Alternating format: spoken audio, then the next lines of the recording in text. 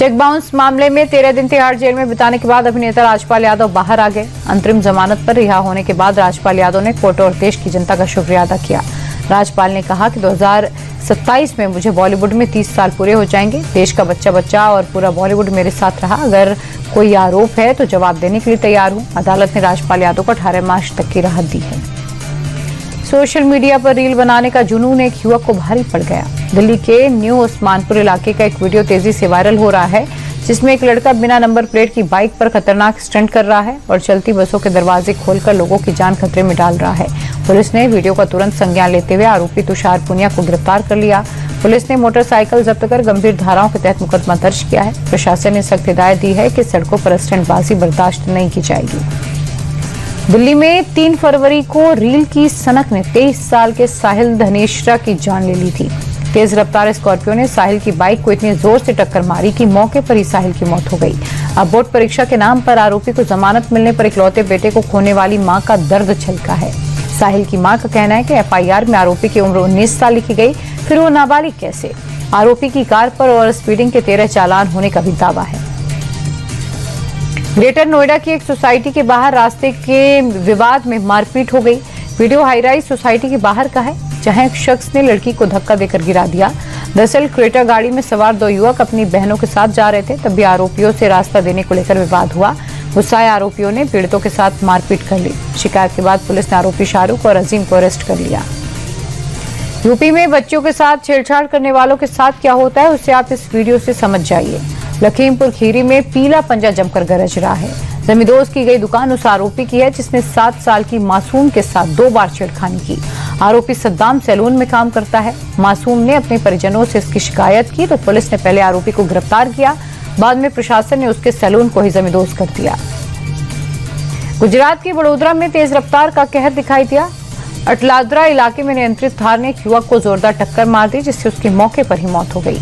हादसा उस वक्त हुआ जब कार में सवार 3 लड़कियां एक शादी समारोह से लौट रही थी। शुरुआती जांच में नशे के संकेत नहीं मिले और चालक के पास वैध लाइसेंस पाया गया। हादसे के बाद आरोपी युवती को अदालत में पेश किया गया, जहां उसे जमानत मिल गई। पुलिस मामले की जांच कर हादसे की असली वजह का पता लगाने में जुटी है। राजस्थान के जयपुर में तेज रफ्तार कार ने स्कूटी सवारों को जोरदार टक्कर मार दी। सीसीटीवी वीडियो में दर्दनाक हादसा रिकॉर्ड हो गया, जहां निमकथाना में रैश ड्राइविंग कर रहे कार सवार ने एक स्कूटी को टक्कर मारी और मौके से फरार हो गया। इस हादसे में 2 लोगों की मौके पर ही मौत हो गई। फिलहाल पुलिस आरोपी ड्राइवर की तलाश कर रही है। हरियाणा पुलिस सर्विस कमीशन की भर्ती में धांधली के आरोप लगाकर कांग्रेस ने प्रदर्शन किया। पंचकुला में कांग्रेस के बड़े नेता एचपीएससी के दफ्तर का घेराव करने पहुंचे थे, जहां पुलिस ने पानी की बौछार का इस्तेमाल कर प्रदर्शन करने वालों को काबू में लिया। कांग्रेस पार्टी आरोप लगा रही है कि भर्ती में हरियाणा के बाहर के लोगों को प्राथमिकता दी गई, जिससे हरियाणा के लोकल लोगों के साथ नाइंसाफी हुई। जम्मू कश्मीर के आरएसपुरा जुवेनाइल होम से फरार हुए 2 पाकिस्तानी कैदी गिरफ्तार हो गए। पुलिस ने दोनों आरोपियों को पंजाब के लुधियाना से पकड़ा है। स्थानीय कैदी अभी भी फरार है, जिसकी तलाश के लिए जगह जगह छापेमारी चल रही है। आपको बता दें, जम्मू के जुवेनाइल होम से 3 कैदी फरार हो गए थे, जिसमें से 2 पाकिस्तानी थे जबकि एक स्थानीय। शेयर बाजार आज तेजी के साथ बंद हुआ। सेंसेक्स 173 अंक की बढ़त के बाद 83,450 पर बंद हुआ तो निफ्टी में भी 42 अंक की तेजी दर्ज की गई। निफ्टी बढ़त के बाद 25,725 पर बंद हुआ। मंगलवार को शेयर बाजार में बैंकिंग और आईटी शेयर्स में तेजी रही। दूसरी ओर मेटल एनर्जी शेयर्स में गिरावट हुई। मार्केट में पिछले 2 दिनों से तेजी ही दर्ज की गई है। शेयर बाजार में तेजी के बाद निफ्टी 50 के कई शेयरों को फायदा हुआ। निफ्टी 50 के कई शेयर चढ़े तो कई शेयरों के निवेशकों को नुकसान भी हुआ। अडानी एंटरप्राइजेस, आईटीसी लिमिटेड और बीईएल आज के टॉप गेनर्स में शामिल रहे, तो वहीं दूसरी ओर Kwality Wall's India, Hindalco industries और इटर्नल आज के टॉप लूजर्स रहे। अमेरिकी डॉलर के मुकाबले रुपए में बढ़त दर्ज की गई है। डॉलर के मुकाबले रुपया 6 पैसे चढ़ा, जिसके बाद एक अमेरिकी डॉलर की कीमत 90 रुपये 68 पैसे हो गई। इंटरनेशनल मार्केट में कच्चे तेल की कीमत कम होने के चलते भारतीय रुपया मजबूत हुआ। विदेशी मुद्रा के व्यापारियों को उम्मीद है भारतीय रुपया और मजबूत होगा। आज सोने और चांदी के दाम में कमी आई। चौथे दिन लगातार सोने चांदी के दाम में रियायत मिली है। 24 कैरेट सोने के दाम में 1,160 रुपए की कमी आई, जिसके बाद 10 ग्राम सोने की कीमत 1,53,600 रुपए हो गई। वहीं चांदी के दाम में 5,691 रुपए की कमी आई है।